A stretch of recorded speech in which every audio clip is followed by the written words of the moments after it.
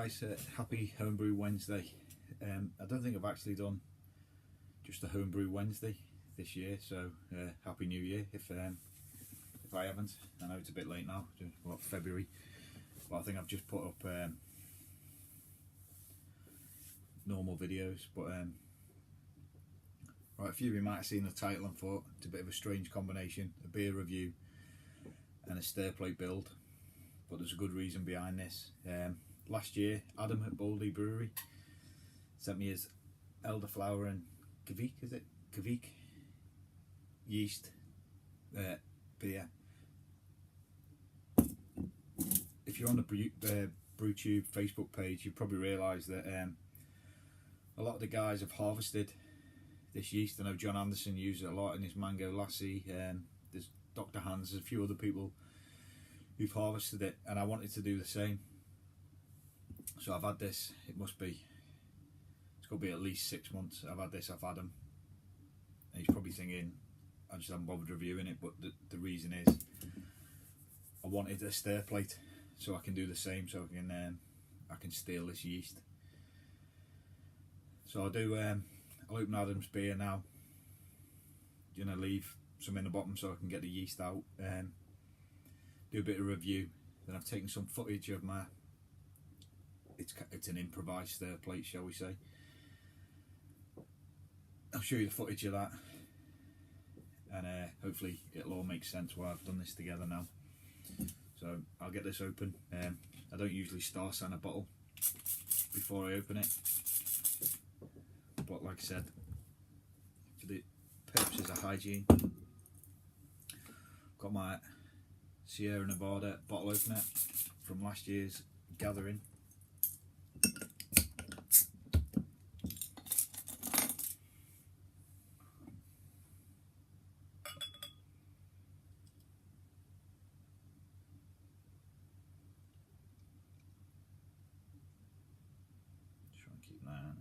See the yeast starting to move there. So I'm just going to cover this up while I'm chatting.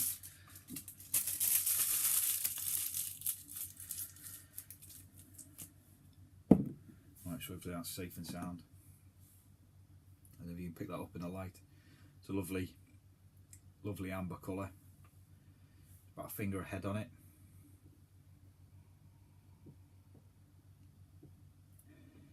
You pick up the yeast esters. It's like a saison smell, if that makes sense to people. And I can pick up the elderflowers. It smells lovely. Alright, so let's go in. So cheers Adam for sending me this, much appreciated, and apologies that I've kept it this long.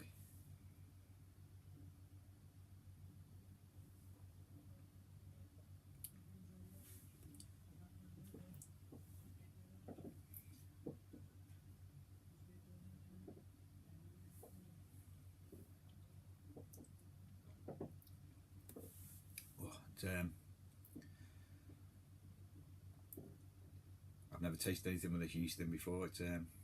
It's like a mild, hasn't got the really strong esters that you get with some saison yeast. It's lovely. You get a lot of citrus.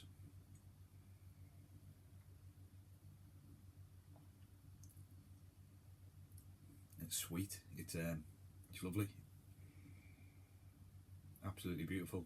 Adam has done a grain to glass, if I remember correctly, on his channel of this, which is why I didn't go too much into what he's put in, but no, it's absolutely beautiful.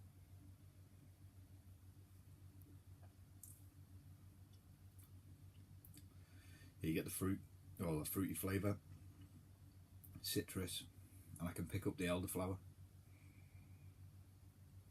I do like an elderflower.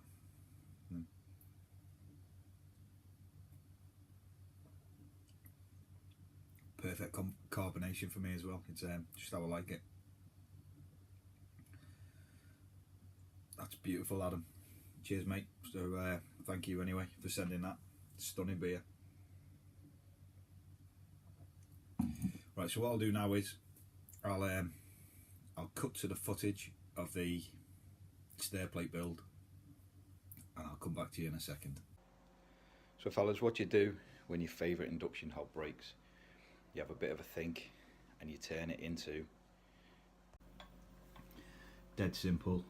I'll show you a bit of footage now on how I've done it. Right guys, so I'll take you through where I'm kind of up to at the minute. So I'm sure if you can pick up the lines here going round. What I did was basically measure the base of the induction hob, found the centre, and then I drilled the holes for the fan. I haven't taken any footage of fitting the van. There's loads of people out there who've done these videos, and I'm by no means a qualified electrician, so it's basically drilling the 4 legs. I put stainless steel bolts through, a double nut at the bottom to stop it from vibrating loose, one under each leg, under the fan to hold it at the right height, and then on 2 I've tightened it down again with double nuts just to stop it vibrating loose. I've got an old conduit cap on the fan, and then with a hot glue gun fix some magnets to it. I've got them in sections so I could add and take away to it. And what I've done with the cable gland at the back is I've fed through a 12-volt extension cable or plug, filled it with hot glue, and then just put a washer and a cable tie there to stop it getting pulled through on the other side, so that's solid. Then next we've got this, so this is the digital display. I've got an on-off switch, and then I've got the speed controller regulator. These 2 pieces disconnect, so I can, when I put holes in the cover, I can unplug them, feed them through, and then reconnect it. The back just pops off, and that tells you positive and negative, where to wire it in. And if you look on the edge, there's like little clips, so when you do cut a hole or whatever you feed it into, it clips firmly into place, which moves us on to the next part, which is the lid of the hob. And then what I've done on the front is, it's called frog tape. Painter and decorator, you can use it for decoration when you're decorating to get a clean line, but all I've done is stuck it on so I could draw on it. So I've drawn around the cap where I want it, just so I've got the right size, and then that's then wide enough that the clips will hold it in place.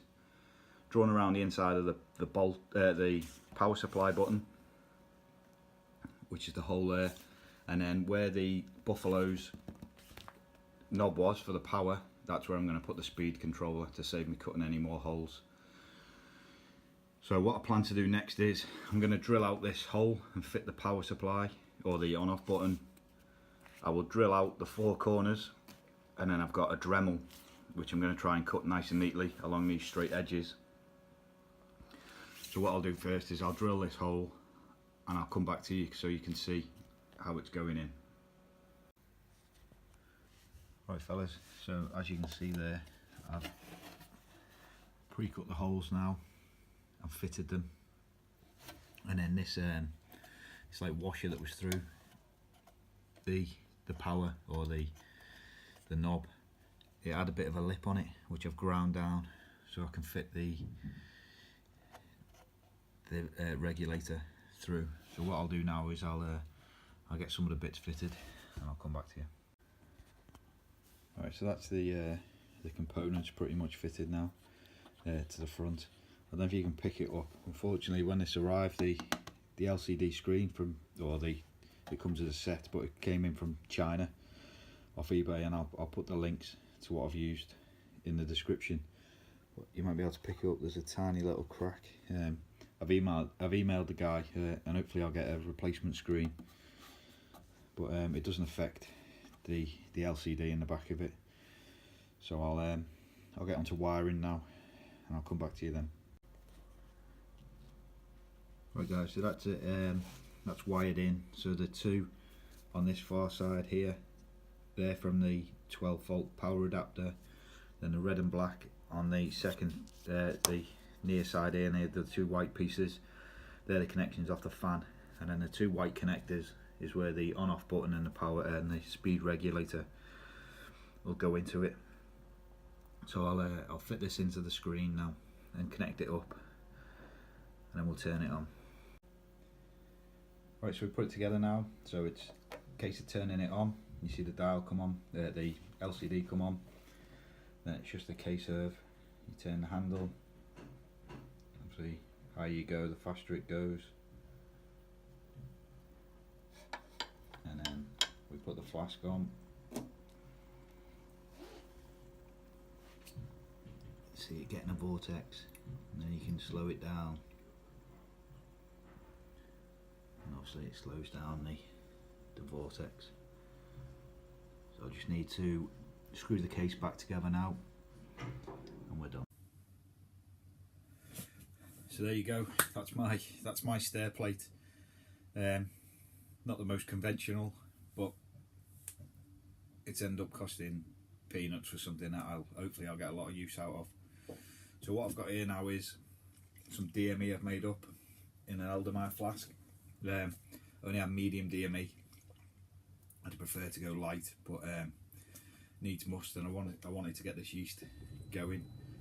So what I've got in there is half a cup of DME to 2 cups of water, boiled it up, sanitised flask, and then I'll get this yeast in now. I'll just give that a spray so it stays.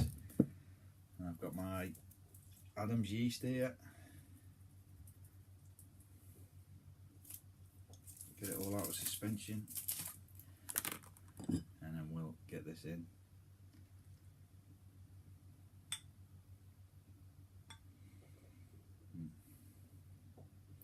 So there we go. So cheers, Adam. Hopefully some yeast as well. If I get something made up out of that, I'll get you some beer back. So cheers guys, I'm going to go and get this on my stair plate now.